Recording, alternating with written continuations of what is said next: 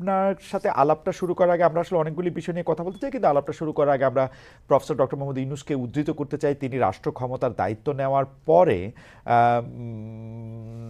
একটি কথা বলেছিলেন, আমি তাকে উদ্ধৃত করছি, যে ছাত্র জনতার অভ্যুত্থানে পাওয়া রাষ্ট্র সংস্কারের সুযোগ নিয়ে ডক্টর ইউনূস বলেছিলেন, কোট, এই সুযোগ হাতছাড়া হলে বাংলাদেশের আর কোনো ভবিষ্যৎ থাকবে না। যদি এই যে এই সংস্কারের প্রশ্নটা যদি একটা জার্নি হয়, তাহলে ঠিক কোন জায়গায় এখন আমরা দাঁড়িয়ে আছি? কবির ভাই, আপনার কাছ থেকে যদি একটু শুনতাম। ধন্যবাদ আপনাকে। প্রফেসর মোহাম্মদ ইউনূস যখন এই কথাটা বলেছেন, তখন একটা খুব আবেগময় সময়, এবং প্রায় 15 বছরের আন্দোলনের ধারাবাহিকতায় সে আন্দোলন যখন বিজয় লাভ করে, মানুষের মধ্যে যে আলোড়ন তৈরি হয়, ইতিবাচক আলোড়ন, সেখানে এরকম আকাঙ্ক্ষা ব্যক্ত করা অত্যন্ত স্বাভাবিক ছিল।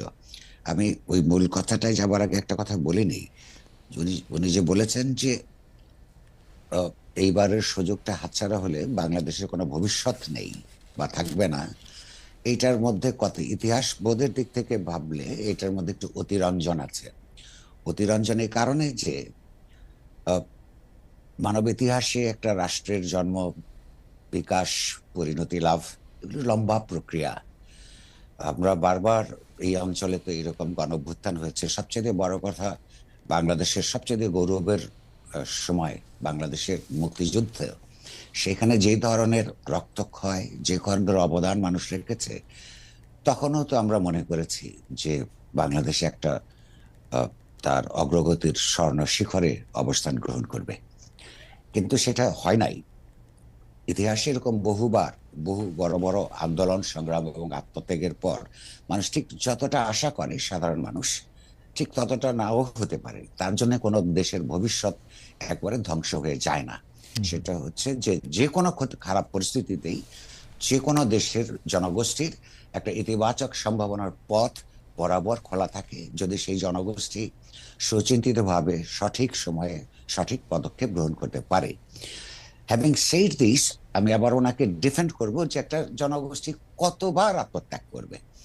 এই ধরুন, যদি সেই পাকিস্তানি জমানা থেকে, সেই আপনার 52 সাল থেকেও আন্দোলনকে আমরা শুরু করি, তারপর তো বড় বড় অনেক আন্দোলন, মানুষের, এদেশের জনগণের বিপুল অধিকাংশ এক একটা সময়ে তার সঙ্গে জড়িত হয়েছে। বারবার আশাভঙ্গের ইতিহাস আমাদের আছে। ফলে আমার দিক থেকে চিন্তাটা হচ্ছে যে আমাদের আশা রাখতে হবে, বাট আশা ভঙ্গের জন্য বুদ্ধিবৃত্তিক ভাবে প্রস্তুত থাকতে হবে, যাতে আবার নতুন করে কোথাও যে শেষ হয়ে যায় না, এই অর্থাৎ আবারও নতুন করে প্রয়োজনে নতুন সম্ভাবনা নিয়ে বা আরো বেশি অগ্রগতির জন্য আমরা যাতে কাজ করতে পারি, সেই ভরসাটাও রেখে দেওয়া দরকার। আর যদি আপনি যে জানতে চেয়েছেন যে এই মুহূর্তে কি অবস্থায় যাচ্ছে, এটা আমি বলবো যে সম্ভবত যারা গণতন্ত্র পরায়ণ জনসাধারণ বা যে সমস্ত রাজনৈতিক, সামাজিক এবং সাংস্কৃতিক শক্তি আপনার এই আন্দোলনের সঙ্গে যুক্ত ছিলেন, কিংবা সমর্থক ছিলেন, কিংবা এই আন্দোলনের মাধ্যমে একটা ইতিবাচক পরিবর্তনের আকাঙ্ক্ষা করেন, তারা প্রত্যেকে এই মুহূর্তে একটা আশা এবং আশঙ্কার মধ্যে তাদের মন এবং মনন দ্বিখণ্ডিত হয়ে আছে। আশা এই কারণে যে যে যে স্যাক্রিফাইসটা মানুষ করেছে, বিশেষত তরুণ তরুণীরা, এবং এর মধ্যে যে একেবারেই রাজনৈতিকভাবে নিষ্পাপ বলবো, যে শিশু বৃদ্ধ পর্যন্ত আত্মাহুতি দিতে হয়েছে, তার মধ্যে একটা আশা জাগানি প্রণোদনা তো থাকতেই পারে, আমাদেরও আছে। আশঙ্কা এই কারণে যে আপনি লক্ষ্য করুন যে যেসব শেষ পর্যন্ত তো রাজনৈতিক শক্তিগুলি একটা দেশের ভবিষ্যৎকে নির্ধারণ করতে প্রধান ভূমিকা রাখে। তো রাজনৈতিক শক্তিগুলো যারা গত 20-22 বছরে সমাজের মধ্যে যে সমস্ত সংস্কারের আকাঙ্ক্ষা উঠে এসেছে, এবং বিভিন্ন দফা, কারোর 31 দফা, কারোর 27 দফা, কারোর নানান ধরনের দফা আমরা প্রণীত হতে দেখেছি। এই দফাগুলি কিন্তু প্রণীত হয়েছে গণতান্ত্রিক সংস্কারের যে জন আকাঙ্ক্ষা, তারই চাপের মধ্যে। সেই পর্যায়ে যখন একটা গণ অভ্যুত্থান হলো এবং নতুন করে মানুষের আশা জাগ্রত হলো, নতুন করে শত শত মানুষকে আত্মাহুতি দিতে হলো, সঙ্গত কারণেই গণ অভ্যুত্থান পূর্ববর্তী সময়ে যে গণতান্ত্রিক সংস্কারের আশা কর্মসূচি, তার পরবর্তী সময়ে তার চেয়ে একটু বেশি হতে হবে। ওকে, যদি অর্থাৎ 31 দফা, 27 দফা, 10 দফা প্লাস কিছু একটা হতে হবে।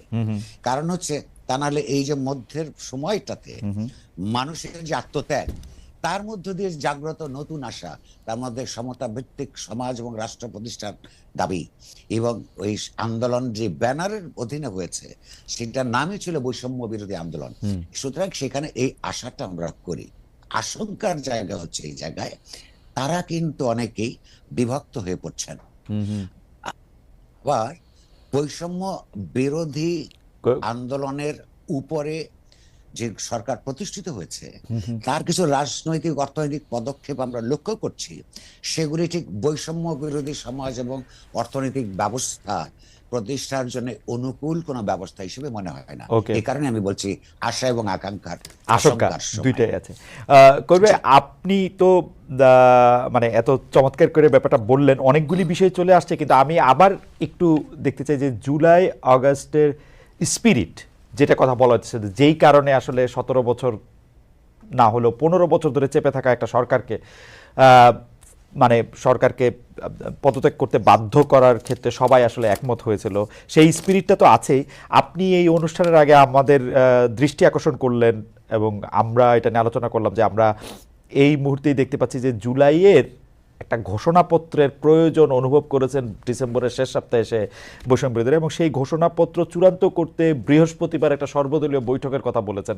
আপনি আমাদের এটাই আসলে জানালেন যে কিছুক্ষণ আগে এই খবরটি এসছে। এটা নিয়ে আপনি আসলে কি মনে করেন, এই যে জুলাই আন্দোলন, জুলাই ঘোষণাপত্র, এই 31 তারিখে দেওয়া হবে, সরকারকে দিতে হবে 9 তারিখের মধ্যে দিতে হবে, 10 তারিখের মধ্যে দিতে হবে, এখন আবার কবে দেওয়া হবে সেটা নিয়ে আলোচনা। আমার আপনার নিশ্চয়ই খুব ভালো করে জর্জ অরওয়েল পড়া, ব্যাপারটা কি আসলে নিউ স্পিকের দিকে যাচ্ছে কিনা, যে মানে মানে এইটার নিয়ে একটা আলোচনার মধ্যে যাওয়া, আপনি যদি আমাদের একটু বলেন। দেখুন, সর্বশেষ যে জুলাই অগাস্টের আন্দোলন, আমি আগেই বলেছি একটা বিরাট আন্দোলনের দীর্ঘব্যাপী সময়ব্যাপী আন্দোলনের ধারাবাহিকতায় এটা আপনার সফল হয়েছে, এবং সেই সাফল্যের পেছনে এই যে তরুণরা যারা ছিল, তরুণ ছাত্ররা, বিশেষত ওই বৈষম্য বিরোধী আন্দোলনের যারা নেতা ছিলেন, তাদের একটা বিশেষ বৈশিষ্ট্য ছিল যে তারা অনেক সাহসী সিদ্ধান্ত নিতে পেরেছিলেন, বুক পেতে দিতে পেরেছিলেন, এবং তাদের উপর মানুষের আস্থা ছিল। এর আগে কিন্তু এই গত 15 বছরে কম মানুষ হত্যাকাণ্ডের শিকার হয়নি, নিপীড়নের শিকার হয়নি, এবারও হয়েছে। কিন্তু অন্যরা আমরা লক্ষ্য করেছি যে একটা বিপর্যয়ের একটা পর্যায়ে কিংবা নিপীড়নের একটা পর্যায়ে আন্দোলন প্রত্যাহার করেছেন কিংবা আন্দোলন থেকে পেছনে গেছেন। কিন্তু এই ছাত্রদের আহ্বানে মানুষেরও একটা আস্থা তৈরি হচ্ছিল। এটা যেমন সত্যই কারণে তারা সাফল্য অর্জন করতে পেরেছেন। সাফল্যের কারণে এই আন্দোলনের বিজয়ের মধ্যে এবং বিজয় পরবর্তী সরকার গঠনে তাদের একটা প্রাধান্য চলে আসে, এটা খুব ন্যায্য। কিন্তু আপনি যখন প্রায়োগিক রাজনীতির হিসাব করবেন, তখন যে যখন অধ্যাপক ইউনূস কিংবা ধরুন এই সরকার অন্যান্য নেতারা বলেন যে ছাত্ররা, এই ছাত্ররা কারা? এই ছাত্ররা বলতে কিন্তু বৈষম্য বিরোধী ছাত্র আন্দোলন কোনো সংগঠিত শক্তি ছিল না, তারা ছিলেন আন্দোলনের সঙ্গে জড়িত চিন্তাশীল তরুণরা, ইন্ডিভিজুয়াল ছিলেন, তখন তারা কোনো সংগঠিত শক্তি ছিলেন না। বলে প্রধান শত্রু এই সমস্ত রাজনৈতিক দলগুলি যারা শেখ হাসিনার স্বৈরতান্ত্রিক সরকারের বিরুদ্ধে লড়াই করেছেন, তাদের কিন্তু কামিয়াব হয়ে যাবার পরে তারা কিন্তু আপন আপন রাজনীতি, পুরনো আপন আপন ভাবাদর্শ এবং তাদের ছাত্র সংগঠনগুলিও সেই রাজনীতিতে নিজেদেরকে নিয়োজিত করেছে, এবং এটা খুব অস্বাভাবিক না। তাদের উচিত হলো এই স্পিরিটটাকে, যেখানে শুধু একটা স্বৈরতান্ত্রিক সরকারের বদলে আরেকটা অগণতান্ত্রিক সরকার প্রতিষ্ঠিত করা, এই রাষ্ট্র এবং রাজনৈতিক আইনগত কাঠামোর মধ্যে লক্ষ্য নয়। সমাজের সমতা নিশ্চিত করা, আইনগুলির গণতন্ত্রায়ন, রাষ্ট্রের গণতন্ত্রায়ন, এগুলো যদি তারা যুক্ত না করে সেটা দুর্ভাগ্যজনক। কিন্তু বাস্তবে আমরা দেখছি তাদের অনেকেই দ্রুততর সময়ের মধ্যে একটা নির্বাচনের মাধ্যমে ক্ষমতায় যেতে চান। রাজনৈতিক দল ক্ষমতায় যেতে চাইবে, আপনার সেটা স্বাভাবিক, কারণ রাজনৈতিক দল তো কোনো শুধুমাত্র স্বেচ্ছাসেবী প্রতিষ্ঠান নয়, ক্ষমতার সঙ্গে আন্দোলনের সঙ্গে সম্পর্ক ওতপ্রোতভাবে জড়িত।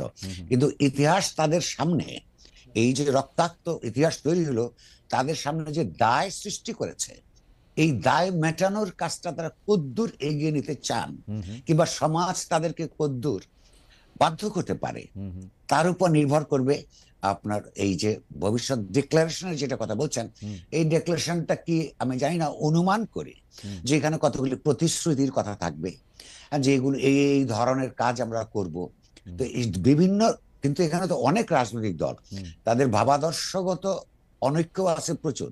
যেমন ধরুন, যারা ইসলামপন্থী রাজনীতি করেন তারাও এই আন্দোলনে অংশগ্রহণ করেছেন, এই সংলাপে তারাও আসবেন।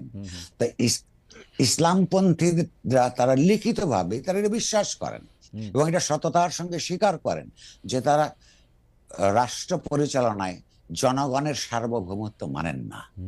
এটা তো অগণতান্ত্রিক কথা। যারা আধুনিক গণতন্ত্রে বিশ্বাস করেন, যেটা মূলত ফরাসি বিপ্লব, মার্কিনের বিপ্লব ইত্যাদি ক্লাসিক্যাল গণতান্ত্রিক বিপ্লবের মধ্য দিয়ে বাংলাদেশ সহ নানান অঞ্চলে ছড়িয়ে পড়েছিল, তো তাদের প্রথম কথা হচ্ছে যে একটা রাষ্ট্র বা একটা সংগঠন গণতান্ত্রিক কিনা তার প্রধান হচ্ছে যে তারা ওই সংগঠন পরিচালনায়, রাষ্ট্র নিজেও একটা সংগঠন, জনগণের সার্বভৌমত্ব অর্থাৎ জনগণের ইচ্ছাই শেষ কথা, এটা মানেন কিনা। তাহলে এইরকম বিপ্রতীপ ধর্মী নানান সংগঠনের সঙ্গে সংলাপ হবে, তারা কদ্দূর কি এগ্রি করবেন, কিংবা তারা এটাকে এগিয়ে নেবার ক্ষেত্রে নীতিগত কৌশল কি অবলম্বন করবেন, এটা আমরা এখনো জানি না। যদি ধরেন যে সবচেয়ে মিনিমাম যেগুলো অগ্রগতি, যেগুলো একমত হবে সেইভাবে, নাকি যারা মেজরিটিরা একরকম যেটা একমত হবে, এইসব নিয়ম কানুন প্রতিষ্ঠার উপর বা নীতিমালা নির্ধারণের উপর নির্ভর করবে যে এখানে কোনো ঐক্য হবে কিনা। ইতিমধ্যে শক্তির একটা প্রদর্শনীও আমরা লক্ষ্য করছি, কিন্তু ভবিষ্যতে হয়তো আরো বেশি থাকবে। যখন যেমন ধরুন জাতীয়তাবাদী দল যখন, বা তার জাতীয়তাবাদী ছাত্র দল, কিংবা অপরাপর বামপন্থী ছাত্র সংগঠনগুলি, তারা এই ছাত্র বলতে যে শুধু বৈষম্য বিরোধী ছাত্র সংগঠনের নেতৃবৃন্দকে বোঝায় না, সেটা প্রমাণ করবার জন্য তারা শোডাউন করবে। অর্থাৎ ছাত্ররা মানে আমরাও এই আন্দোলনে অংশগ্রহণ করেছি এবং তাদেরও অনেকের জীবন গেছে, পঙ্গুত্ব বরণ করেছে, যেমন অন্যান্যরাও করেছেন। ফলে এইগুলিকে সমন্বয় সাধন করার মধ্য দিয়ে একটা ইতিবাচক দিকে এগিয়ে যেতে পারবেন কিনা, সেইটা এখন নির্ভর করছে অধ্যাপক ইউনূসের সরকারের আপনার কি উপর, তাদের সাফল্যের উপর।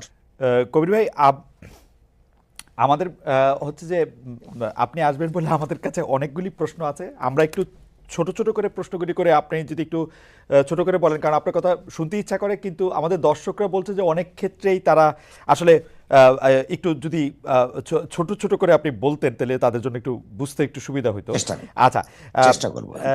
করবে, আপনি ডক্টর ইউনূসের সাক্ষাৎকার নিয়েছেন, আমি আমার ফেসবুক স্ট্যাটাসেও এই কথা বলেছি যে আপনার উপস্থাপনা আমার কাছে, আমাদের সকলের কাছে অসাধারণ মনে হয়েছে, শিক্ষণীয় মনে হয়েছে। পুরোটা প্রশ্ন করার ধরন এবং সাক্ষাৎকারের মাধ্যমে আপনি যেভাবে জবাবদিহিটা নিতে চেয়েছেন একজন সরকার প্রধানের, আমার মনে হয় না এরকম আর আমরা খুব বেশি দেখেছি কিনা। ডক্টর ইউনূস আগেও অনেকজনকে ইন্টারভিউ দিয়েছেন, আমাকেও দিয়েছেন, তিনি তখন সরকার প্রধান ছিলেন না অবশ্য, কিন্তু যারা সরকার প্রধান হওয়ার পরও তারা ইন্টারভিউ নিয়েছেন, সেখানে আপনি আপনার সাক্ষাৎকারের মধ্যে আমরা অনেক দিক নির্দেশিকা পেয়েছি। যাই হোক, এইটার মধ্যে আমার সোশ্যাল মিডিয়ার স্ট্যাটাসের কথা যেহেতু বললাম, সেহেতু এইটাও একটু বলি যে আমি ওই সাক্ষাৎকারে যতটা বিনয় পেয়েছি ততটা উত্তর আসলে পাই নাই। যতটা আমার কাছে ভালো লাগছে একজন সরকার প্রধান একজন সাংবাদিককে, মানে যত বড় সাংবাদিক আপনি হন, দিনের শেষে আপনি একজন সাংবাদিককে পাশাপাশি বসে এইভাবে উত্তর দিচ্ছেন, সেইটাও আমরা আসলে খুব বেশি দেখি নাই, অন্তত আমার মনে পড়ে না করি ভাই। তো কিন্তু আপনি তার এই সাক্ষাৎকারটাকে যদি আপনি দূর থেকে দেখেন, এই সরকার পরিচালনায়, নির্বাচন আয়োজনে, নতুন রাজনৈতিক দলে এবং বাংলাদেশের মানুষের মৌলিক কিছু সমস্যার সমাধানে তাকে আসলে আপনার কতটা মানে মানে সরকারকে আপনার কতটা কি মনে হলো, যে সব প্রশ্ন আপনি করেছিলেন সেসব প্রশ্ন দিয়ে বলছি। তো এটা দুটো পার্ট। প্রথমে ইন্টারভিউটা ভালো হয়েছে বলেছেন আপনার হলো দয়ালু এই মন্তব্যের জন্য ধন্যবাদ। আমি যেমন জাস্ট পেশাগত কাজ করেছি, কিন্তু আমি এখানে অধ্যাপক ইউনূস সাহেবকেও অনেক ধন্যবাদ দিব, কারণ তিনি তো এই জটিল এবং প্রশ্নগুলির উত্তর দিয়েছেন। আমরা এর আগে 15 বছর থেকে একজন প্রধানমন্ত্রীকে দেখেছি, ওনাকে তো কোনো কনফ্রন্টেশনাল প্রশ্ন করলে রেগে যেতেন। তো অধ্যাপক ইউনূস জি রেগে যাননি, ফলে এই ইন্টারভিউটা যদি আপনাদের পছন্দ হয়ে থাকে সেটার জন্য তারও কৃতিত্ব কম নয়। এখন হচ্ছে কন্টেন্টের প্রশ্ন নিয়ে যদি আমাকে বলতে বলেন, আমি তার সততাকে সদুত্তরকে অবশ্যই সারা জীবন প্রশংসা করব, কিন্তু উনি একজন সরকার প্রধান হিসেবে যে যে একটা ক্রান্তিকালের সরকার, তার কাছে মানুষের যে প্রত্যাশা, সেই দিক থেকে যদি আমি বিবেচনা করি তাহলে আমাকে কিছু আশঙ্কার কথা বলতেই হবে। কারণ সেখানে আমি নিজেও দু একবার ওনাকে বলবার চেষ্টা করেছি যে সরকারকে যেমন ধরুন আমরা কিছু কিছু অন্যায়কারীকে যারা মানুষ দেখছে তাদেরকে গ্রেফতার হতে দেখছি না। তো বলতে রাষ্ট্রে সরকারের ওই চোখ নাই নাকি, যে দেখার ক্ষমতা নাই? আচ্ছা, হ্যাঁ, আচ্ছা, এখন যেই সরকারের চোখ অস্বচ্ছ, সেই অস্বচ্ছ চোখ দিয়ে তো আপনার এই সরকার যেই ভূমিকার জন্য মনোনীত হয়েছেন, সেই সরকারের স্বচ্ছতা অপরাপর যে কোনো সরকারের চাইতে বেশি থাকতে হবে। কারণ হচ্ছে উনি খালি রুটিন কাজ হিসেবে প্রতিদিনের যে দায়িত্ব সেটাই পালন করবেন না, ইতিহাসের একটা ক্রান্তি লগ্নে যেহেতু ইতিহাসকে একটা মৌলিক পরিবর্তনের দিকে এগিয়ে নিয়ে যাবার দায়িত্বে নিয়োজিত, তাকে অন্যদের চাইতে 10 গজ 40 গজ দূরে ইতিহাসটাও দেখতে হবে। কি পদক্ষেপ এখন গ্রহণ করলে, এই সরকার গ্রহণ করলে আগামী 5 বছর 10 বছরের মধ্যে একটা স্বৈরতান্ত্রিক ব্যবস্থা ফিরে আসতে পারবে না, সেটাও কিন্তু তার কল্পনার মধ্যে, তার চিন্তার মধ্যে, মননের মধ্যে দেখতে হবে। সে যদি দেখতে না পান তাহলে কিন্তু তার কাছে যে আকাঙ্ক্ষা, এমনকি তিনি নিজে যেটা বিশ্বাস করেন বাংলাদেশটা যেমন হওয়া দরকার, সেইটাও কিন্তু বাস্তবায়ন হবে না। সেইটা